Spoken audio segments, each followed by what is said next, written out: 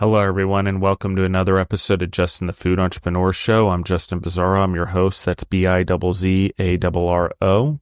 You can find us on Instagram at Justin Food Entrepreneurs. You can also find us on Facebook. You can also find me at Justin Bizzarro on Instagram as well, and Facebook and Threads. I'm still trying to figure that one out. And everyone in the audience, just so you guys know, there is Gorilla Brave now. That is the outlet for the food and beverage community. There is the educational information everyone is asking for. There are show notes now that everyone asks for, and there are timestamps. I think we're now about 50 episodes in by the time this one comes out of timestamping and stuff like that, but I'm not positive. But you guys have all that now to go back in and reference for the educational pieces that you guys wanted.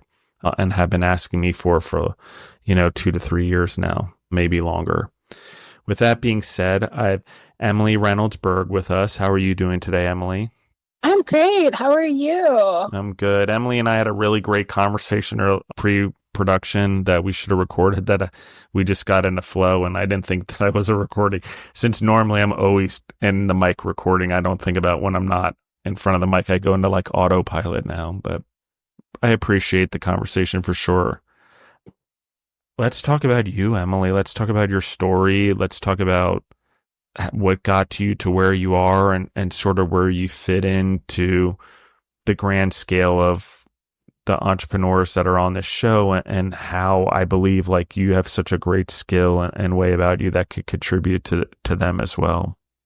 Oh, goodness. Yes. So I feel like I can share with anybody listening a relatability note to almost every, I don't want to say every, but I will say almost every position in a food industry's capabilities. From my first gig was a dishwasher. Definitely learned the lay of the land there. I was 12, but if anybody's listening, I was 14.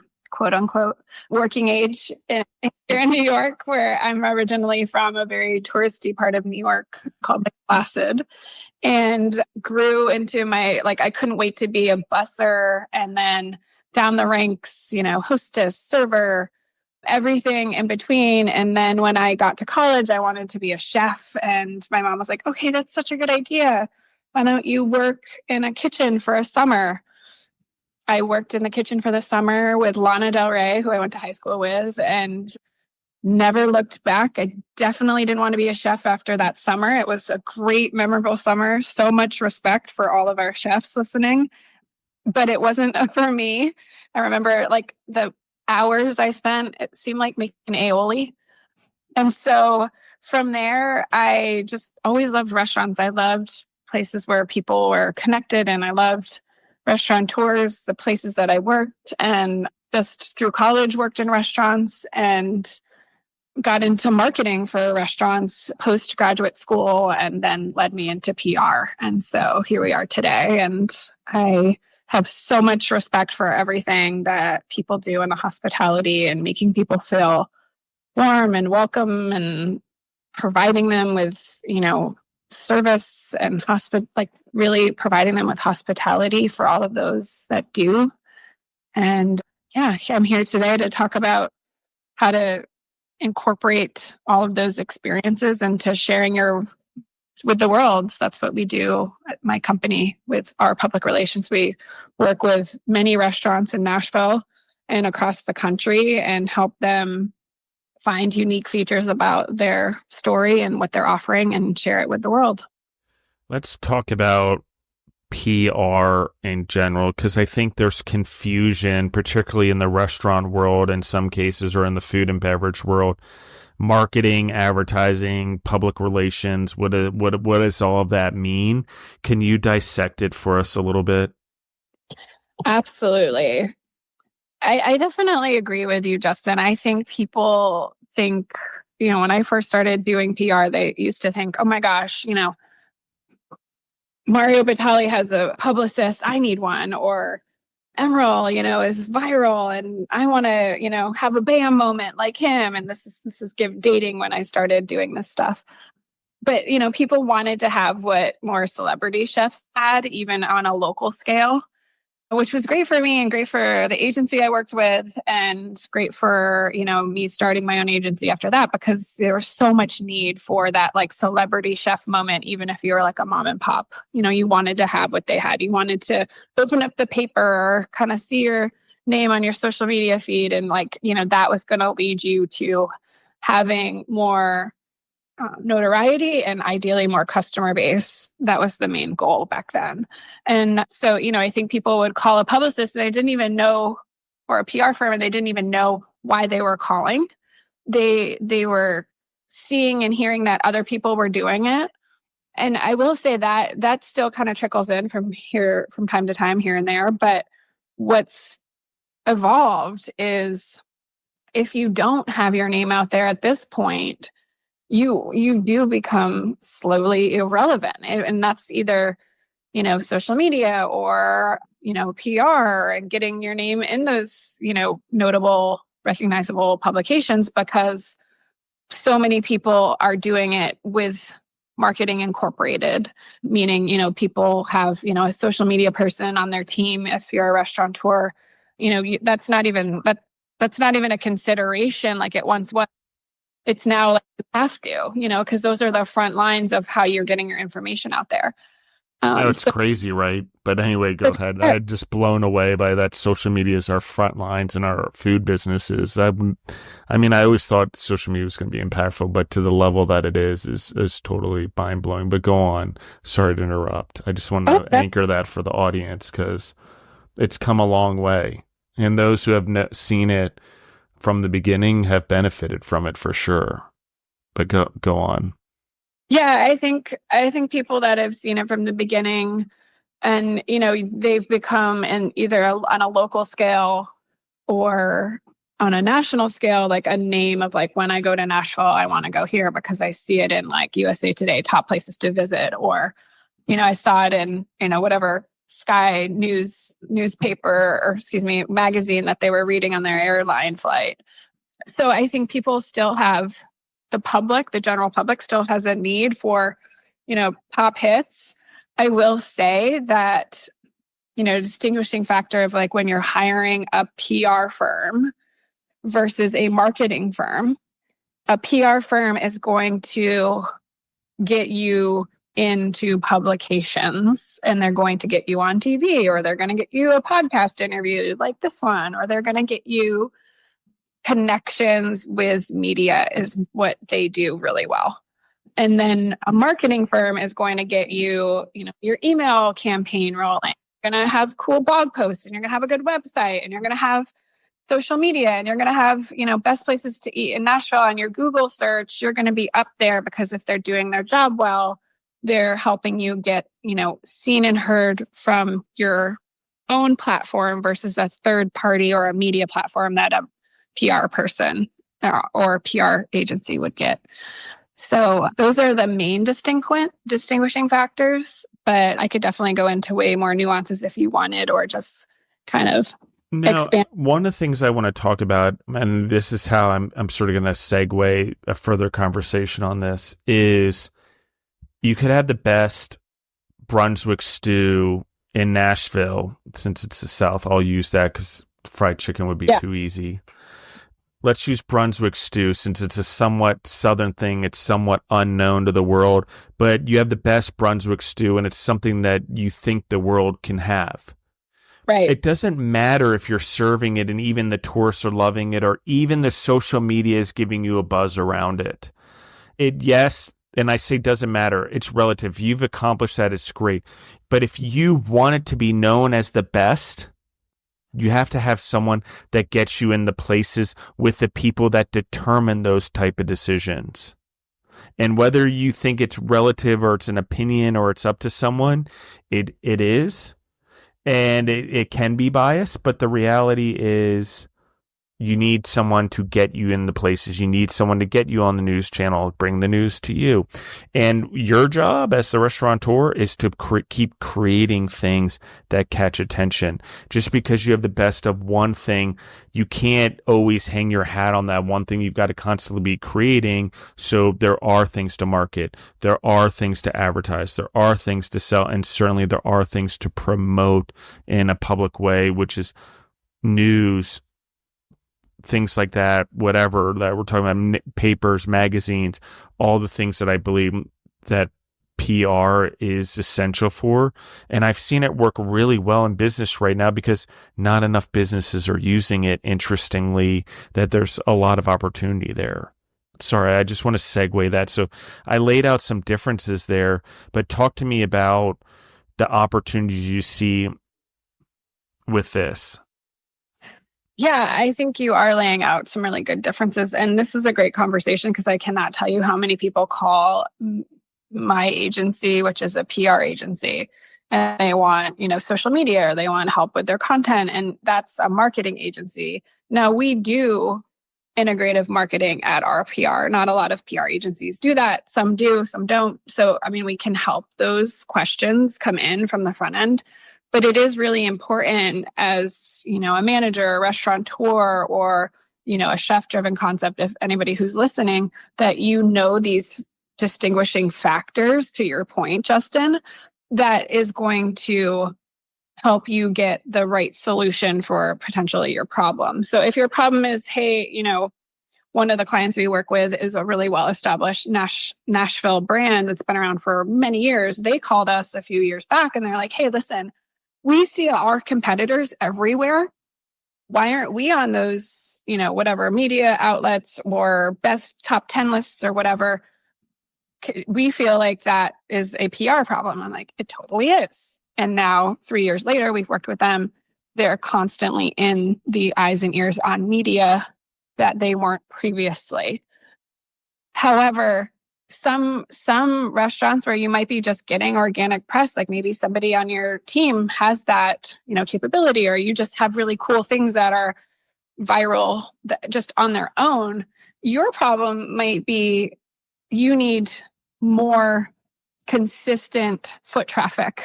You might have a different location. You might be getting you might be getting the news outlets to cover you, but you might not be getting consistent butts and seats, so to speak. So you're in a marketing problem. You need marketing to get your foot traffic, either existing client base or people to know you exist if you're in a unique location, or maybe your social media channels aren't really up to snuff. That's in the marketing realm.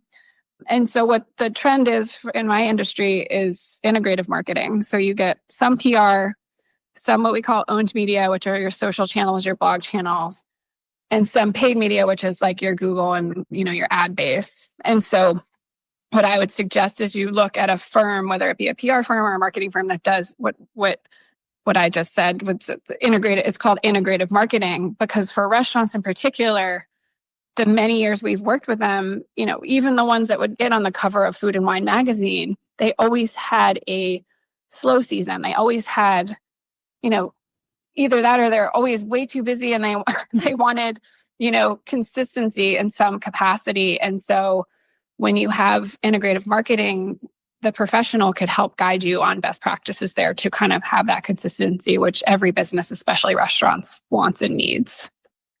I think, I'm going to reinforce this. There's a lot of things that restaurants, individuals out there, food trucks, you guys are doing very well in the marketing and advertising or even the sales space, but there's this piece that you're missing. And one of the things I want to talk about as entrepreneurs or as business owners, we do have to think about there's a group of, employees under us. After so many employees, we have to delegate or find someone else or whatever. Maybe it's 12, maybe it's 6, maybe it's 8, whatever it is. It shouldn't be too many, but it's the same with our outside lives. We need to be stacking our businesses with certain skill sets, and we need to understand the difference between the skill sets that are out there, that are offered to us, and the way they can function and help our business. And then as an entrepreneur, like we are the orchestrator. We are the coordinator of all the pieces inside our business and with the outside, what I would call individuals that help us grow our businesses. Maybe they're advisors, maybe they're support systems, maybe they're not a vendor that they're supplying us something that's would be tangible for our business. But in reality, they help sell the tangible things, or they help us brand the tangible things, or they help us build our name, or whatever it is important. I just want to emphasize that. Let's talk about strategy. Like, let's talk about how do you actually, I'm going to hold off on this question. Let's go to the Nashville, New York thing we were talking about earlier. Sure. You chose those two markets for a reason. Is there a particular reason why those two markets? That's a great question. So, if you can make it in New York, I think is the saying, then you can make it anywhere. I would probably say that's probably similar to Nashville. New York is where my family's from. My brother is a restaurateur in New York and a wine business owner. He owns a concept called Parcel, and they have restaurants and a really amazing wine concept. And I want to be near my brother, of course, my family, which is why RPR was established here. We helped Parcel to open various concepts, and one thing leads to another. When you do a good job with one client, there's a need and demand that sometimes is created. And that did happen for us in New York. As far as Nashville, RPR, my company, was started in Texas. Actually, I was living in Texas outside of Austin and got a cold call from a restaurateur opening in Nashville. I had never even been to Nashville. So this is going on, I think, 8 or 9 years ago. And interestingly, before Nashville, Austin was kind of booming in restaurants and food trucks and culinary creativity, not to the level what Nashville is doing now. But I think that's a little bit interesting that you were there first. Yeah, it was crazy. I mean, I had no idea Nashville was just on the beginning stages at that time of that boom, and the boom that still we're seeing today. And I very frankly said to the guy that called me, I was like, I've never even been to Nashville, but I would love it if you want to fly me there. He's like, yeah, when can you come next week?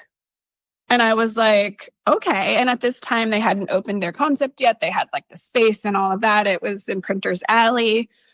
And so I was able to go and kind of meet them. And I fell in love with Nashville, like many of us have and still are, as the city continues to boom.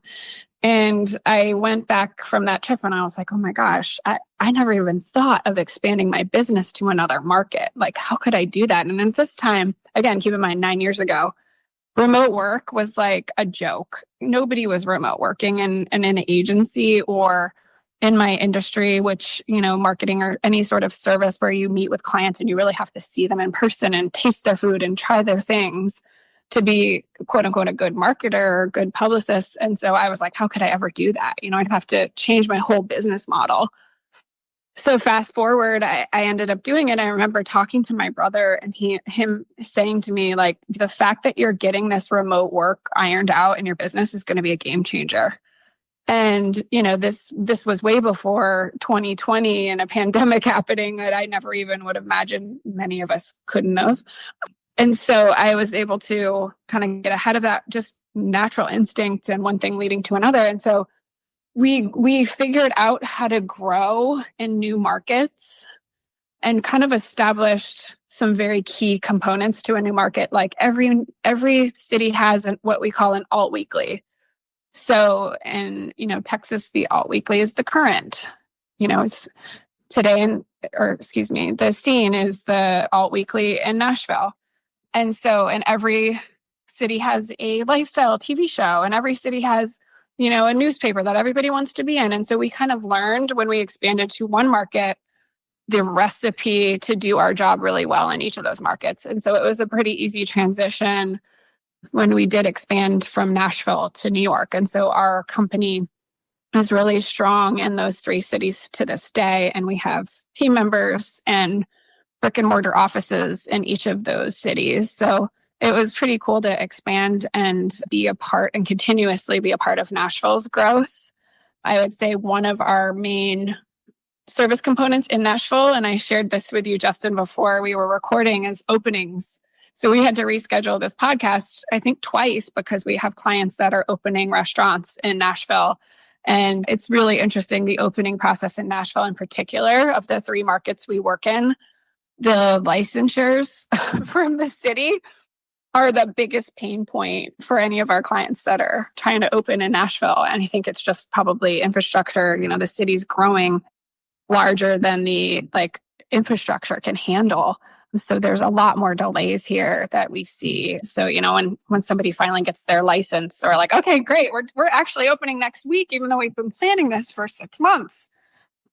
That's been an interesting component to Nashville in particular, where that definitely does not happen in New York. New York has its own set of infrastructure for licensure and opening. And, not that there's not delays, but it is way different. New York City has its own set of law just for New York City. So, that just tells you that the infrastructure there is a bit different. Whereas Texas, I will say the delays are not as frequent, but I don't think the boom is happening as frequently as it is in Nashville. So it's pretty interesting to do what we do, where you have to get attention for a restaurant pretty quickly with a very short time span, particularly in Nashville for openings. Yeah, I think Texas, I believe it's now the most populous state. I don't know if that's true or not. Someone told me that the other day. I have not checked it or ChatGPT'd it, guys, so I don't know if that's true. I probably should have done it before I said it. But one of the things is I feel like Texas is growing over a very large period of time of space, large square footage. But on the other hand, where Nashville is a very concentrated effort, but also, Memphis and Chattanooga are benefiting as a result of this growth in Nashville by having to supply them in a lot of ways with a lot of things. So I think it's cool. And I think Tennessee's doing a great job of protecting the state growth, no different than Texas has. So I think those are notable things. I want to just emphasize this to everyone. I think there's a ton of individuals that end up on the show from New York and Nashville for no different reason than what we're talking about with Emily here, that in the concentration. Do I end up with a lot in Denver too? Yeah, because Denver's going through a weird renaissance period of what I would call mediocre food and restaurants to starting to get better restaurants and more boom as marijuana helps bring in more money, but it's just a much slower process. The boom that we had from 1.2 million to 6 million people in Denver already happened. And it's not what we're talking about in Nashville. There's a big difference here. Why? Okay. And why different in New York? Why different than Los Angeles? Well, imagine this. Imagine you go to see the Aladdin movie or the Aladdin musical, except the Aladdin musical is going on 5 different floors all at the same time with all different versions, one in rock and roll, one in jazz, one in whatever. That's just one building. That's crazy. But that's Nashville, right? Yeah, it is Nashville. It's amazing. I remember, yeah. And being there when I was there, one of the reasons that I ended up there is because of this. In coming back to Denver, I'm here now, but one of the things that always is still part of where I'm always dealing with coaching clients, a lot of people coming through the podcast and growth, because there's something really cool about Nashville. And when I talk about that level of entertainment on every floor, we're talking about tourists coming now from all over the world to do it. We're talking about the city, the individuals, the citizens smart enough to realize that the infrastructure needed to be expanded to handle it because it was growing so fast. They did let in Airbnb, which you and I talked about, which was a huge thing to bring the individuals into Nashville in the first place in a sustainable way, while it gave the town, city time to build hotels. Okay, which now they need both. What happened is now they need both. There's no pulling one out, and New York City weirdly pulled Airbnbs out of New York City, and now we see tourism down the tubes by 20-30%. There's a key here. Sure.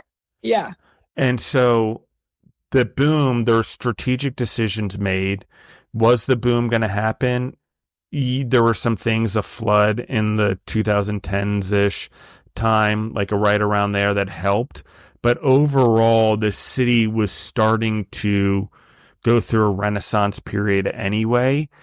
And it's because of the entertainment, because of the show business, because of that expectation, it is weirdly in everything that is in the core of Nashville. Because of that, every level is in a competition of entertainment.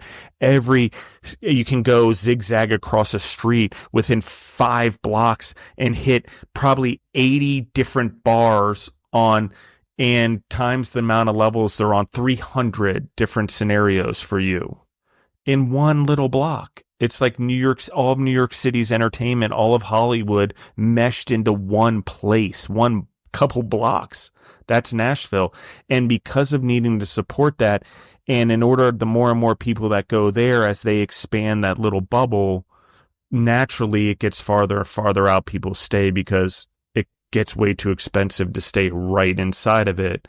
Therefore, restaurants are booming, the entertainment, the show business, what everyone's learning downtown as they go to try to make it, that they may not make it as musicians, but they were doing this side chef job. They become chefs. Now they open a restaurant. That show business translates. Mm-hmm.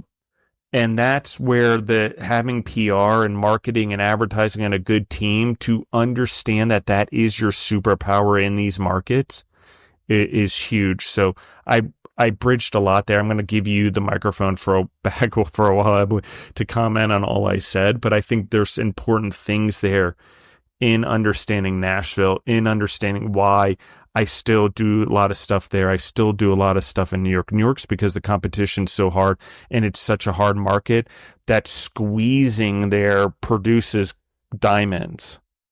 In my opinion, the restaurateurs in New York City are a higher caliber, not only because of competition from each other, but really because it's so hard. The government makes it so hard to do business there in many, many ways. And infrastructure is interesting, limited, so it's straight up.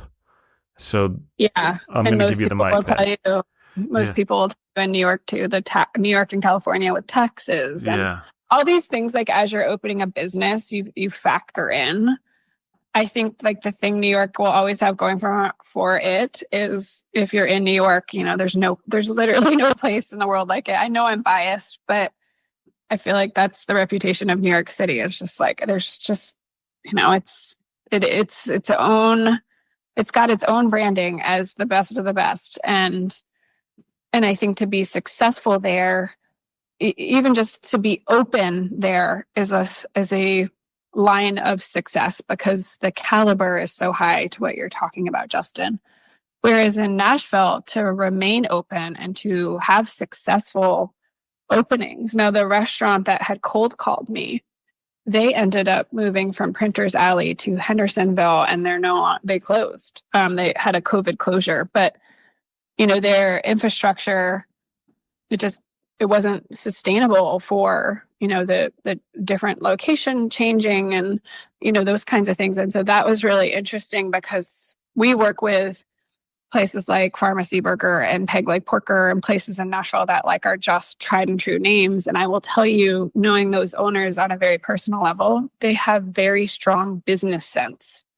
And those types of restaurateurs or food trucks that kind of grow and expand and grow into a brick and mortar location, or which Peg Leg was one of those, I feel like the success at the foundation, at the core, is that business sense and marketing and, all the things that we do. It just helps the continuation of that. So it's an extension of that. Like our services, public relations services, do not work well and sustainably with a business owner that does not have a strong core business sense. Now, the reason for that is you could pay for your, PR, and you get, on the TV, and you get on these interviews, and you have, best top 10 lists, but you're not, spending your money wisely. Your food orders are just way out of whack, or, you're not treating your staff well. And you're not going to be around. You're not going to have that sustainability. Back when I started doing this work, which was, like I said, I'm dating myself a while ago, we definitely saw, you could have not the business sense and still have legs with your business, because people started to, at that time, it was like, what, I heard about this chef, or the restaurant aesthetics happened back then. And so it was like, who is your designer, and who kind of did all this? And so people started to become, the term foodie was born, and people started to feel like they were like, a part owner of establishments. And it was, what was the next best thing? And what's the next best thing?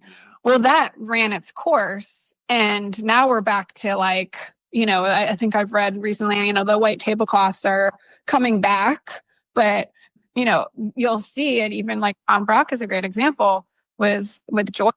Like he has these like really beautiful restaurants, but then he has this like fast casual in East Nashville, and it's super popular. And I don't work with him, but I'm just using as an example. Like I like that some of these establishments to create sustainability have then in turn done a fast casual concept. Another chef that we've worked with in the past recently opened up a burger concept in Texas, and it's going bonkers, like lines out the door kind of thing. And I remember years ago talking to him, and he's like, oh man, what if I just did a burger? And I was like, you should. You're a really good chef. You could do anything. And he's like, I think, when you kind of see sustainability as and the hospitality as you're a business first.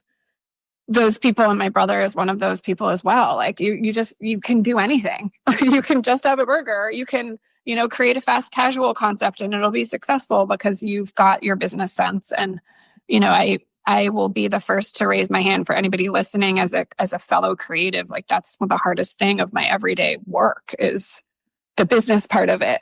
Like, okay, how do you grow? How do you get profitable and consistent, clients or customers and those kinds of things.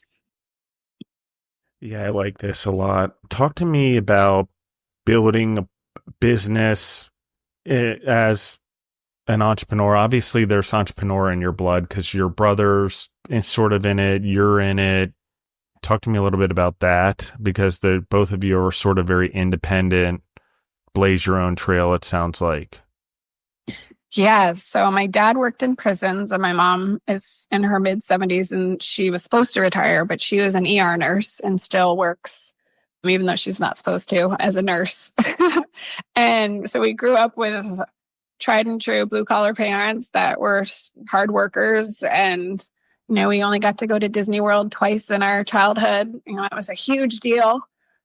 And it was, we grew up with humble beginnings, but we had an aunt and uncle, and still have an aunt and uncle in New York City, in the heart of the city. And we would go visit my aunt. We grew up in upstate New York, and she would just take us to the coolest restaurants, and she'd take us to all these great places to eat. And she loves to this day, like any place that serves like with dessert, fresh whipped cream. It's like her thing. So we'd go get like pancakes and fresh whipped cream, and just like little things like that made us kind of realize the uniqueness of a food experience, even at a young age when we didn't even know that's what we were realizing, because we were just excited to be in New York City with my aunt and uncle. And I think my brother, if he were on this podcast with us today, he would say that also changed the course of his life, like having exposure to things that weren't familiar, but that were just so exciting. New York City restaurants, like we were talking about earlier, are just so exciting, no matter how you slice it. Even, Joe's Pizza, which is like, just a pizza slice, but it's iconic. So just being exposed to those kinds of things, I think we got the entrepreneur bug even when we were really young, because it was like, oh man, I want to have that. I want to create that experience. And we both love restaurants. And, my brother has dedicated his life to actually creating restaurant and F&B concepts. And I've dedicated my life to helping fellow entrepreneurs grow their businesses and be successful. my business, as I say at RPR, our business is your business, because it's really like, I wouldn't have a business without other people's businesses. It's been exciting to kind of, in my world, to learn about all the different ways people have run a restaurant or a food truck, or we work with a lot of bartenders and chefs, and just how they kind of see themselves and how they kind of grew up, and what quote unquote makes them successful. And that feeds my soul. Whereas my brother loves wine, and he loves like creating what he calls like approachable wine concepts. So like you can go into any one of his places and they're super great food, but like you don't have to feel embarrassed ordering or asking about, a wine list. Like he's very much like anybody can experience a good wine kind of guy. And so, yeah, it's funny how we came from literally our parents. I still think even if they're listening to this today or whenever we go live, they would be like, I still don't really know what you guys do. because people that have had jobs that are very much you show up and you leave and then your job's over for the day. Like my parents have no clue what an entrepreneur's life is, even if they kind of know that both their kids are. Yeah, I mean, even in a business that specifically focuses on PR, you still have to think about accounting and legal and contracts and all the other things that we're talking about, even though you're in the business. And it's so funny to me because no matter what our specialty is or the vehicle by which we do it, we still need the arsenal. We still need these things, and we think that we can skip around doing this stuff, or we think that content is better generated sometimes not by us or in our stores. Well, we all figured out that's why restaurants now have social media internal. The best thing ever is how fast videos, reels, whatever are turned around in a restaurant. I mean, it's done wonders for the restaurant and food business and growing that. And I think one of the things that attracted everyone in Nashville is this same type of social media thing, people coming into town.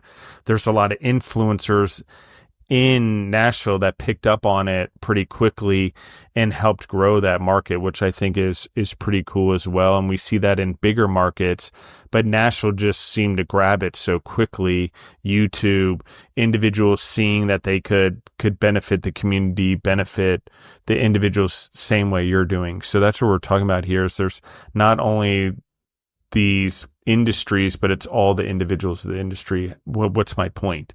Well, there would be no Wells Fargo if there wasn't the gold rush. Right. So they were a support system to it. And I think there's a lot of entrepreneurs. I want to be an entrepreneur. I think food's my thing, but I just don't really love being in a kitchen. Well, if you love food and you don't love being in a kitchen, there's all these other avenues that support food, support restaurants. That's why one of the things I get the questions. And when I finally reached back out to her, let's be honest, I walked away from the podcast and came back and I started going through my emails and trying to just put together things, make some amends for not responding. And Emily was in there. And like once I start researching, I'm like, oh my gosh, I couldn't see it before. Now I can see it. One of those things is that there's these arsenals we have in our lives and the individuals we surround ourselves. And if we build our businesses intentionally, knowing not only do we need to build the teams that run our businesses, but the teams that also work on our businesses. And even some of them are running their own businesses so we can help each other's businesses grow, creating an ecosystem. That's important. That's also why New York City and Nashville work so well, is they create these ecosystems that are less as competitive as it looks, because competition and you're competing for customers and you can see it that way. The individuals, the businesses that are truly doing it to build industry and truly understand the interconnections and truly then build their businesses that way. Even the restaurants, we see a lot of success all the way down from Nashville's Hot Chicken in this case to an upscale restaurant in Nashville. And you mentioned Pharmacy Burger.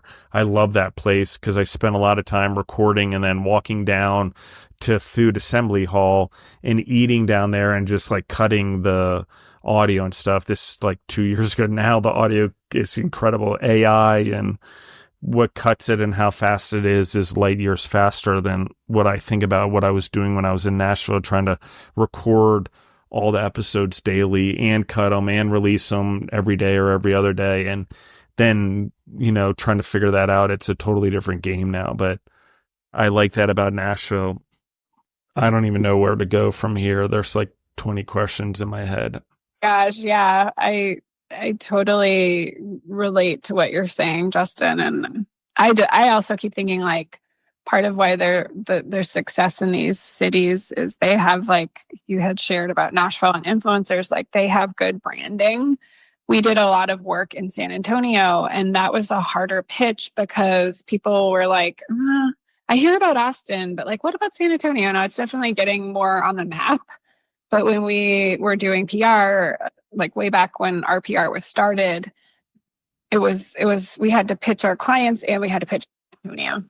And, whereas in Nashville, it's like, oh, you have like clients in Nashville, like tell me where they are. Okay, great. I want to go there. Or Austin. Okay, great. Austin still has that. I definitely feel like one of the markets I'd love to expand on in a city that I truly love is Chicago. I really would love to branch out to Chicago at some point. I also really love San Diego, and San Diego is similar to San Antonio, where it's like, okay, San Diego, like what? Flip-flops, I think flip-flops and fish tacos, like, but what else is there? So I think there's like something unique to kind of utilize those resources. If you are in a city that really isn't well known, just be thinking of that. And if you want to expand to those kinds of cities, like be thinking of like kind of your hook. You might have to think of your restaurant, food truck, or concept and pitch your city, which is something that we've learned in my industry. And yeah, I mean, I think this has just been a great conversation. I know we're probably at time, but I really appreciate the time I feel like I could talk to you and your audience for days. This is one of my biggest passions. Yeah, absolutely. And I definitely want to have you back on. And if you want to say anything to the audience, I mean, we have as long as you want. I'm done after this, but I will give you the time, and obviously would love to have you on for a part 2, because I think there's a lot of other things we can discuss and things like that. Where can they find your business online? Where can they find you on social media? How can they contact you guys if they're in the space that we're talking about and need services like yours or need help like we're talking about? Thank you. And thank you so much for having me. I'd love to come on again, first and foremost. And you can find me directly at Emily, Emily, at rprfirm.com. And that's R as in red. And it's the letter R, not OUR. It's the letter R, prfirm.com. And yeah, I'd love to answer any questions or connect with anybody listening. We've talked about a lot of various topics, and happy to give you some advice and connect with you. And I just really appreciate everybody being a part of this incredible conversation. And thank you, everybody listening, for all you do. We wouldn't have the connections, the memories, and all the great experiences that we can all collectively say as a community without your input in making our lunches and serving our dinners and mixing up our cocktails to sip with friends that are sharing some news with us, all the things in between. So thank you for all of your service. Yeah, absolutely. And this is going to be my closing question for you, and I'm going to let you close out because I normally close out. If they're preparing, if I'm going to go to a PR firm, if I'm going to you, and I want to optimize my time, have everything ready, get moving, how do I prepare? What do I need to start having in place to be best suited to start the meeting with a company like yours, or to pick up the phone and call you? How do I prepare? Because I think a lot of people have the fear of just picking up the phone and going into the unknown or sending an email into the unknown.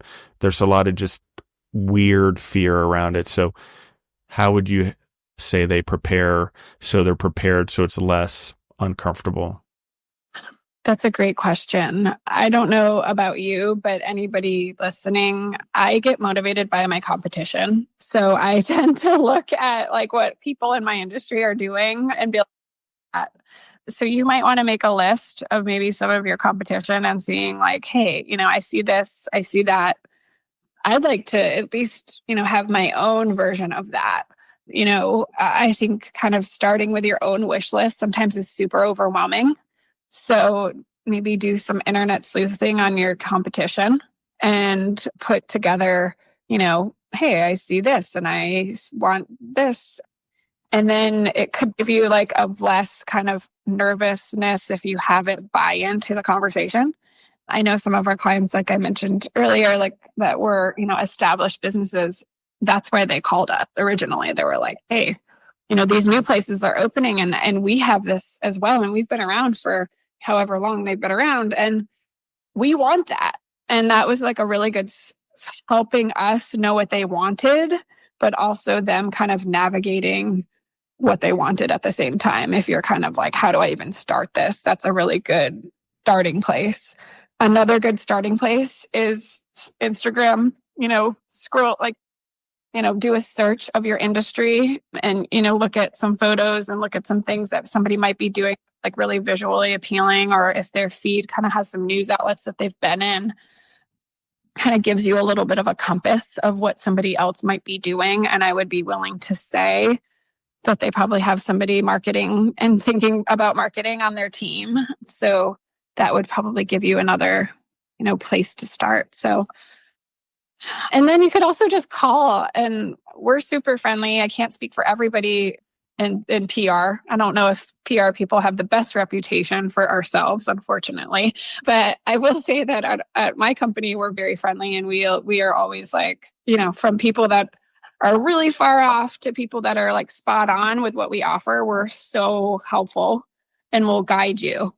If you call us and you're like, hey, listen, I have a super shoestring budget, it might not be a fit for us, but we can then guide you on like, hey, you know what?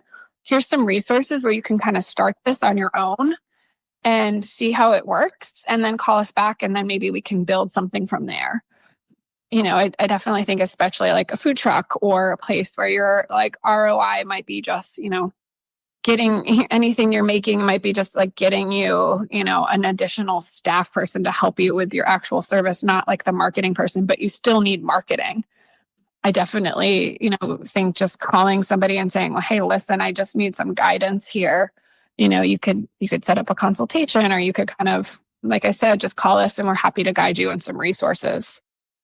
Awesome. Thank you, Emily, very, very much for coming on the show. I think this is a huge chunk. I definitely will be in contact with you more even outside the show, because I have some thoughts, and we're doing some events, one in Nashville that I think would be cool for the entrepreneurs to meet you in person. So I just wanted to talk to you about that. And then, of course, we do, New York's always busy with something that we're doing there, just because, like I said, no matter how much I try to escape it, New York and Nashville are the two places where everything goes on. And when you're an entrepreneur and you're trying to be the best of the best, you generally go where the best of the best is by the nature of trying to be the best. Just that you go there because that's what happens. I don't even know how to explain it. It just, the universe makes it that way.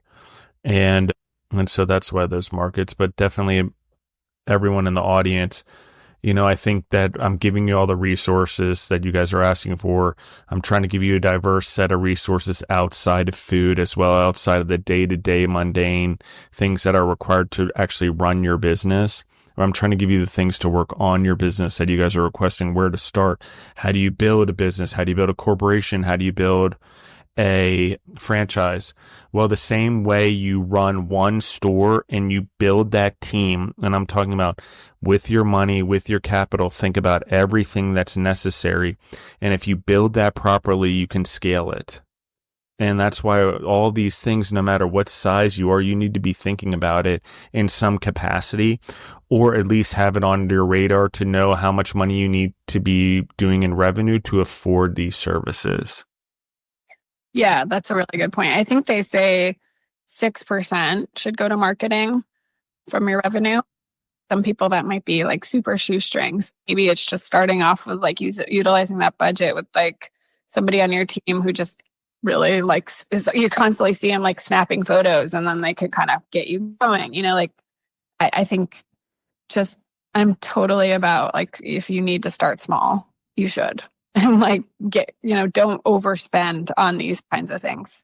And I definitely like value our service, but I definitely don't want anybody to overspend on PR and then you're going to feel like you're not getting your return on investment because you didn't have it to start with. Yeah, and I think, and I know we keep talking, but I think the measurables, a good PR firm has the measurables and delivers against them. And I think that that's something that what I've seen your company do, what I've seen a company here do in Denver that has done it really well is they deliver, they get you the news, they get you the appointments, you see the things, and you have to keep in mind that deliverable and PR is not moving the needle. The delivery and PR is getting you in front of someone so you can move the needle. Exactly. So that's a very important thing. And in the mind of the entrepreneur and the mind of the human construct, there is being introduced to the opportunity, and then there is the opportunity. It's like going hunting. They give you the lion, and then you also want them to shoot it for you, and then you're going to hang it on your wall and say you shot it. Come on, guys. Right. Yeah. You still have to use the gun. Like, you still have to do something in the process. So we have to think about that. And in order to truly capitalize on that opportunity, you do have to be prepared. What does that mean? Know your business, know your story, work with a PR company to align the things that we're talking about, to get on a podcast like this, to have the conversations go smoothly for the host, for the podcast, for editing. Generally, you have to be comfortable with telling your story. That's why I send prep questions to everyone. It gets you in that mindset. So if I throw anything at you, it doesn't seem as much as a curveball because I've already put your mind there. It's the same thing. You just got to put your mind there, guys. And then it's a little bit more palatable and you start to understand it and it's not as scary, but get used to it. The more you tell your story, the more you're able to do it and have someone setting up those opportunities for you, the better you get at the quote unquote kill during those moments, which is pitching yourself, which is demonstrating your product or new service or new product or new plate, meal, whatever at your restaurant. It doesn't matter, but I do think it is a very important thing. And our jobs as entrepreneurs is to constantly be learning, be growing, be creating, be doing all the things that we need to do in order to give the PR company something that they can go be sticky for the news, for this. What's different? Why should I have them on the show? What puts them so special? That's our job. Though they have the ability to go get it, we need to go create what it is that they are going to do. It. We still are responsible for that. They can't just make that happen. That's our job in this scenario. So I hear a lot of things. Well, why don't they tell me what I need to do? No, because you already should be doing it in a constant process. We just talked about, oh, he's really good at burgers. He wants to do burgers. You should do burgers. Yeah. Imagine the human construct of some of these chefs where they're like, yeah, I just want to do a burger. I'm a Michelin star chef, but I just kind of want to do a burger. I like a burger, and I want to do it really well. These things are possible. We just have to get our mind wrapped around them. So just be willing to do things that are different and abnormal, including look at your business from a marketing standpoint beyond just social media. How do I get PR to support that social media? How do I then have the right creativity going on to support that? Am I changing my menu? Am I doing the right customer service? Are my operations efficient? Is all the food on my menu able to come out in a timely manner? All of those things that you guys all know, but all of those things become the selling part of your business. What was the selling part of my business? Never missed a delivery, ever. Always on time, all the hospitals, all the locations, all the situations. That's the selling point. So do your business well, and everyone else will figure out what to do with it. Yes, exactly. Theme. And if you don't know anything about business, like I never did and still am learning, that's okay too. Like first step, start with a good bookkeeper. That would be my first step in advice. Because they'll help you organize things and then likely give you a little headway into like your next step, which will likely be a good contract lawyer. So yeah, I definitely I love what you just said, Justin, and you clearly have a passion and a grit. And I think like another thing to highlight is doing that one thing well. So thank you for giving me the opportunity to talk about my one thing, which is PR and my passion for this industry like you have. And I can't wait to come back. Absolutely. Thank you for coming on the show. Audience, thank you guys for listening in. You think this episode will help someone out there, an entrepreneur out there, someone looking for PR, something like this, please pass this on them. That's how we support the entrepreneurs who come on the show. That's how we also build a better future than we have now. Legacy, longevity, generational. Okay. Food's always going to be here no matter which way we shake it. Okay. Even if we somehow make it out of thin air, which is not possible, but just saying, if it does happen, it's got to come from carbon in some way. But the whole thing, that my point being, is that it's always necessary to be in hospitality. There's always a necessary service and food that's going to be there. And there's always going to be necessary support systems to support those things. Okay. So pass on the episodes, pass on things that you think might help someone, because that leads to a better future. The faster they get something in their hands that grow their knowledge or challenge their thinking, maybe, then we can grow a better future. So thank you guys for listening, and thank you for the shares, the questions, the likes, the support. I love you guys, and we're out.